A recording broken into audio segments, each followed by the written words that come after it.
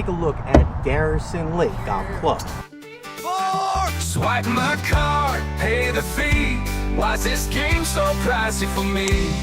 I'm swinging high, I'm swinging low, but my wallet's where the pain will show.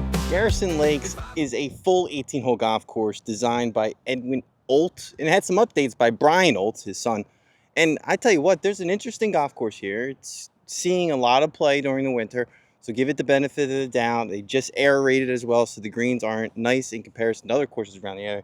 But this is a fun course here, and we're going to talk about the history, the Google rating, which is a 3.6. That's pretty low in comparison to other golf courses.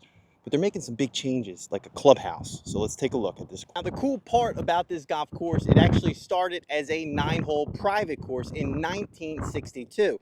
It was then expanded into 18 holes in 1963, and that's what we're seeing right now. So let's head on over to the central of Delaware, or at least the top part of Delaware, as we take a look at this 18-hole golf course that had some interesting history. As mentioned, they're making big updates. Currently, they have no clubhouse outside of this clubhouse right here that you would walk into. They're making big updates. It's going to be good updates when it's done. Walking in, it's just a trailer clubhouse right now. It's a temporary clubhouse. They got everything you need: a putting green surface, a driving range. Driving range, you can probably hit driver. It looked like it went further back, so you can get away with that. Outside of that, the number one tee, well, it's pretty long. The course plays 7,060 yards from those back tees, and I think that's what I tried doing.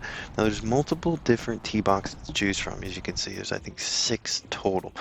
Every hole is pretty challenging if you want to make it. They make it very clear. Be careful what tee you choose. Now, I don't know, even if you play from the back tees, you're still 200 yards out, so if you spray it, you're going to find yourself in deep trouble. And it starts off with a challenging hole. It's the 7th hardest hole on the course, and it's a pretty tough course, at least from what I thought. The conditions of the course, we're coming out of the winter, so we're going to give them the benefit of the doubt. There's parts that jump out, but there's parts that weren't that good, like that right there, just like a bad chip. You're going to have golf's a game of misses.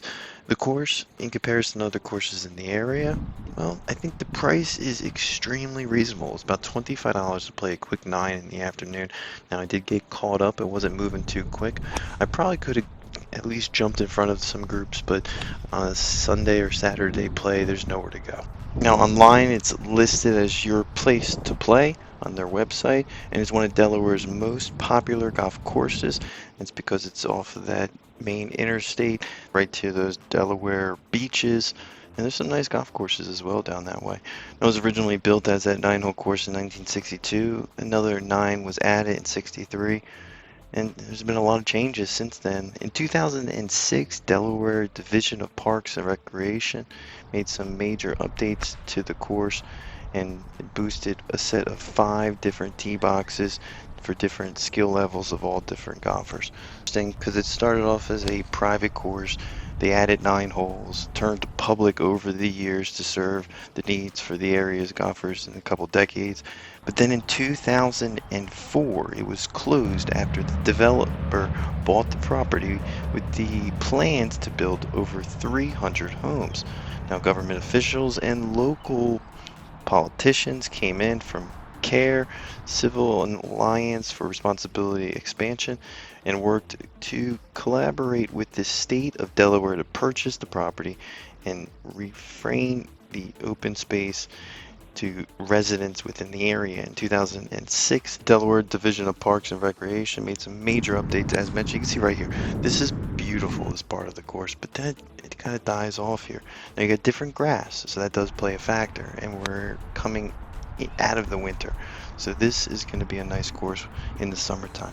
Now, it's a par 72 with multiple tee boxes, as mentioned, and its grand reopening happened in September 2008.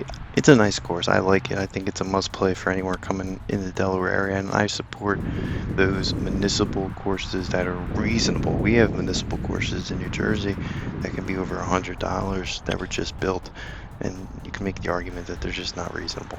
But nonetheless, I enjoyed this course, and the hospitality that I had when I was there. Everyone inside was very nice. They have raffles, chances to win prizes, kind of make it a fun environment. I was going in and out. They don't have hot dogs at the time, thank God. The golf course before that gentleman told me. But for the most part, I enjoyed my experience there very much. I'm going to get down there.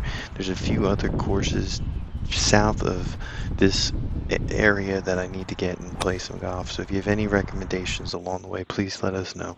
But hats off to the crew here that's put together a great golf course. Sometimes these government courses, you want to give them the benefit of the doubt.